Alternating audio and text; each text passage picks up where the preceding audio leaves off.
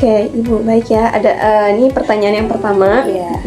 Kan Ibu profesinya guru nih. Tentunya kan di setiap pekerjaan ada tantangan tersendiri. Nah, menurut Ibu sendiri, apa tantangan yang sering Ibu hadapi dalam pekerjaan atau profesi guru ini, Bu? Tantangannya sih karakteristik siswa yang berbeda-beda. Siswanya kan setiap orang kan tidak sama ya karakteristiknya. Kayak kita juga harus belajar psikolog gitu. Itu sih tantangannya. Terus kurikulum juga. Oh iya, kurikulum juga sih bikin pusing ya. Tantangannya itu setiap ganti pemerintahan kita pasti ganti kurikulumnya. Kita sudah nyaman dengan kurikulum ini, ganti lagi kurikulumnya. Itu aja sih menurut saya. Baik Ibu, untuk pertanyaan yang kedua, siapa yang biasanya bekerja sama dengan Ibu?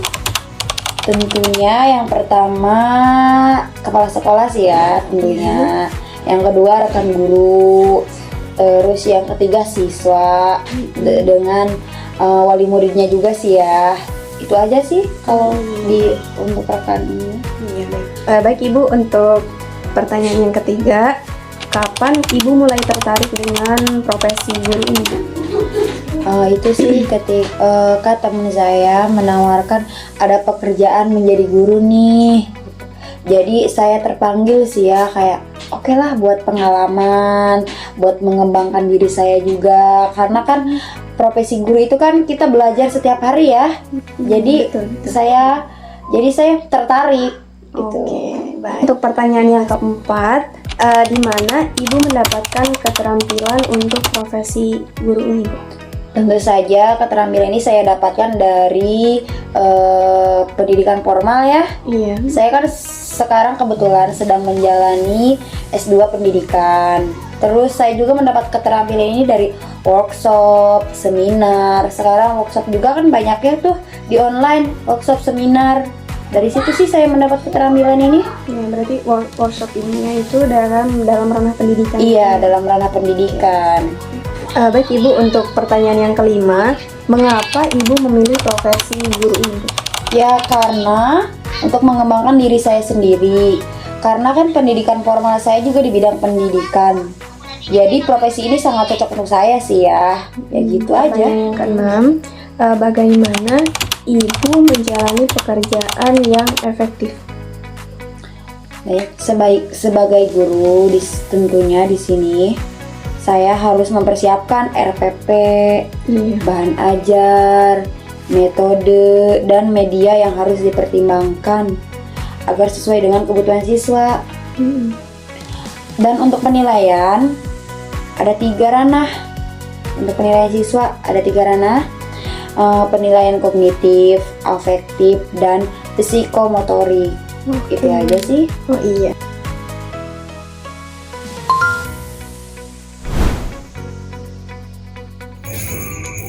Baik, assalamualaikum Bapak. Waalaikumsalam. Benar ini dengan Bapak Judi? Benar, Mohon maaf, Bapak, profesi Bapak saat ini apa ya? sebagai salesman Salesman di PT. di PT Wings, khususnya di daerah Malinding. Oh, baik. Bapak, di sini saya akan mewawancarai Bapak. Nanti saya akan bertanya, kemudian Bapak akan menjawab apakah Bapak bersedia. Bersedia? Ya, baik.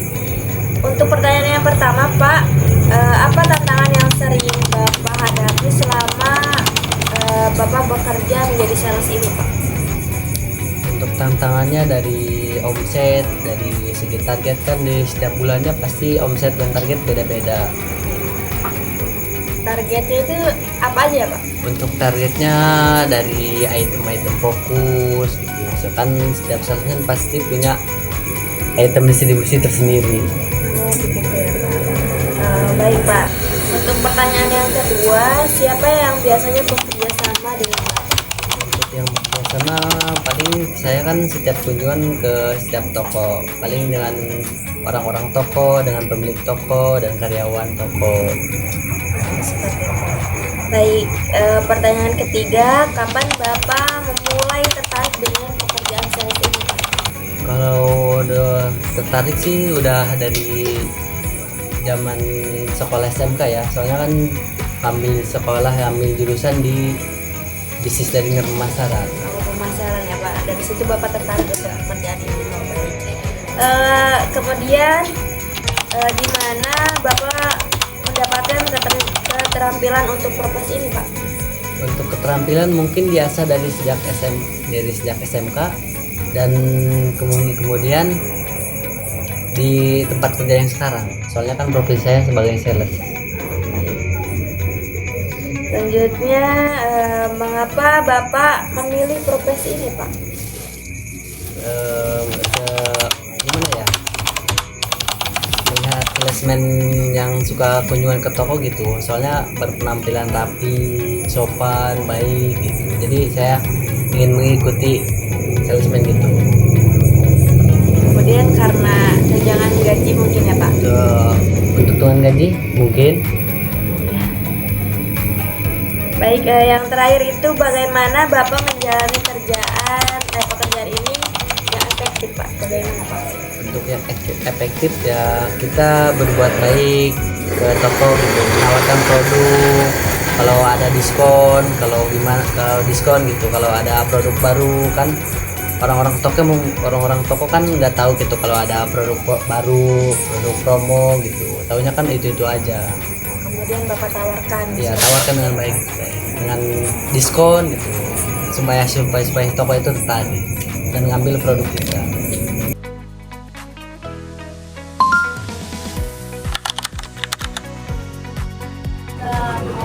Oke Teh, untuk pertanyaan yang pertama, apa tantangan yang sering dihadapi dalam profesi atau pekerjaan yang saat ini Teteh jalankan? Kalau tantangannya banyak ya. Yang namanya jualan sayuran kan harus bangun sibuk setiap hari, harus konsisten. Terus ada lagi kadang ibu-ibu yang namanya pembeli suka nawar gitu kan. Pasti Kadang tantangannya. ya paling gitu aja. Standar ini aja ya, pasar Standar yang aja, biasa. biasa aja. Kayak untuk pertanyaan kedua, dalam pekerjaan ini siapa saja sih orang yang biasanya bekerja sama atau membantu Teteh dalam pekerjaan ini? Keluarga aja. Keluarga pastinya. Ada orang luar Enggak keluarga? ada. Oh, jadi keluarga saja yang ya, bersinergi saling membantu. Berarti saling bahu-membahu ya. Iya.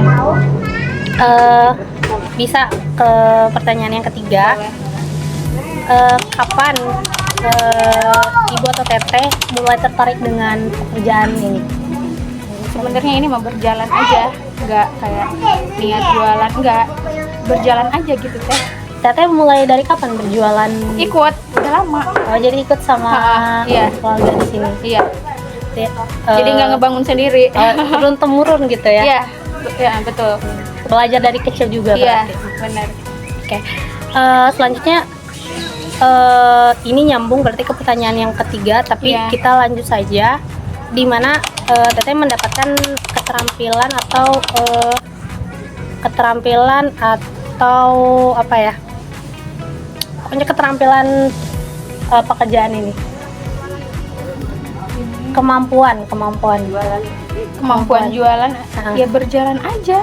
berarti emang Sedikit tiap hari. iya berarti Berjalan. iya berarti ini ya apa nggak jauh dari yang, karena tadi Teteh menjawabnya bahwasanya memang dimulainya juga dari keluarga. Iya. Jadi mungkin Melihat orang tua awalnya. orang tua juga. Iya, jadi semakin lama kan ngelihat orang tua juga, semakin lama jadi biasa, jadi bisa gitu. Jadi Sedikit belajar ya. belajarnya dari pengalaman Iya, ya. dari pengalaman sih. Oke, selanjutnya mengapa Teteh memilih pekerjaan ini, atau apakah ada pekerjaan lain yang mungkin ingin Teteh jalankan gitu? Sebenarnya mah ada ya, tapi ya maksudnya di zaman sekarang kan kerja susah. Jadi yang ada aja jalani. Ada yang gampang, kenapa nyari yang susah gitu? Gitu ya. Iya, yang ada aja dilanjutin Yang gitu ada kan, dilanjutin. sayang. Iya, diterusin. Ini nih tanya yang terakhir, bagaimana Teteh menjalani kerja yang efektif? Maksudnya efektif di sini maksudnya kayak sesuai dengan SOP, atau apakah pekerjaan yang saat ini Teteh jalani itu sudah sesuai dengan menggunakan efisiensi Iya, waktu kah atau tidak? Bagaimana Teteh menjalani kerjanya? Ya alhamdulillah berjalan aja gitu teh, nggak ngeganggu waktu juga. Soalnya kan jualan ini nyampe sore doang ya. Habis asar udah pulang lagi, jadi enak kita bisa ngebagi waktu. Enaknya lagi kan nggak ada apa yang kerjanya juga keluarga doang. Jadi kalau misalkan pengen pulang ya pulang. Jadi gantian, fleksibel iya, ya, fleksibel. Jadi Nggak terlalu berat juga gitu. apalagi yang namanya usaha atau apa kita yang menjalankan itu kita Iya, yang punya kendali iya, ya iya. di dalamnya. Jadi nggak ada aturan Iya. harus pulang jam segini, Iya. masuk jam segini. Jadi kita yang punya kendali gitu Gimana ya. kita aja. Mungkin Kalau misalkan saya gimana ya gantian aja gitu. Kalau misalkan pagi keluarga saya, habis itu zuhur diganti lagi gitu. tapi untuk pelanggan atau pembeli di sini itu cukup ramai atau enggak setiap hari? Ramai alhamdulillah Setiap ada hari aja ya. ramai ya. Ada aja gitu yang nanyain apa gitu. Jualan sayur kan namanya kebutuhan pokok ya, ada aja.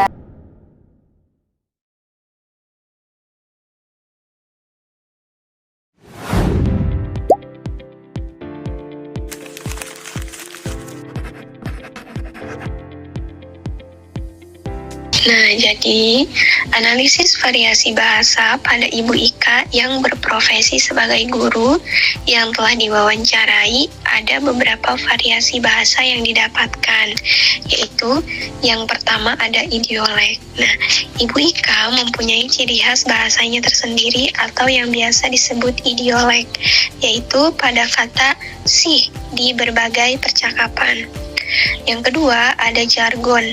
Nah, pada wawancara tersebut, ada beberapa kata yang disebutkan oleh Ibu Ika yang merupakan jargon dari profesi guru atau dalam ranah pendidikan, yaitu ada kata kurikulum, workshop pendidikan, seminar pendidikan, kognitif, afektif, psikomotorik, RPP, bahan ajar, media pembelajaran, dan metode pembelajaran.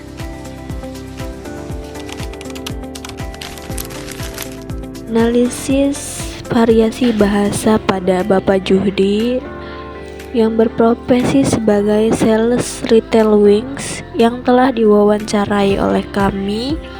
Ada dua variasi yang didapatkan. Yang pertama idiolek.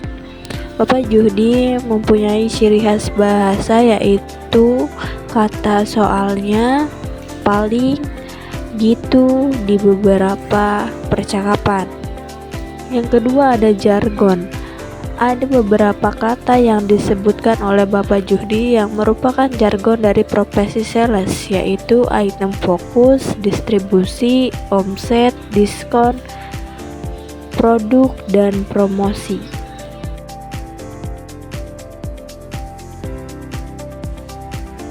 Jadi, hasil analisis variasi bahasa pada wawancara Ibu Eni atau TNI yang berprofesi sebagai pedagang pakaian, dari yang telah diwawancara ada beberapa variasi bahasa yang didapatkan, yaitu yang pertama dari idiolek. TNI atau Ibu Eni mempunyai ciri khas bahasanya tersendiri, yaitu pada kata gitu, ajak, dan sama sih di setiap percakapannya. Kemudian yang kedua itu jargon. Nah, ada beberapa kata yang disebutkan oleh Ibu Eni yang merupakan jargon dari pedagang, yaitu seperti kata harga pas, pelanggan atau konsumen, dan juga diskon.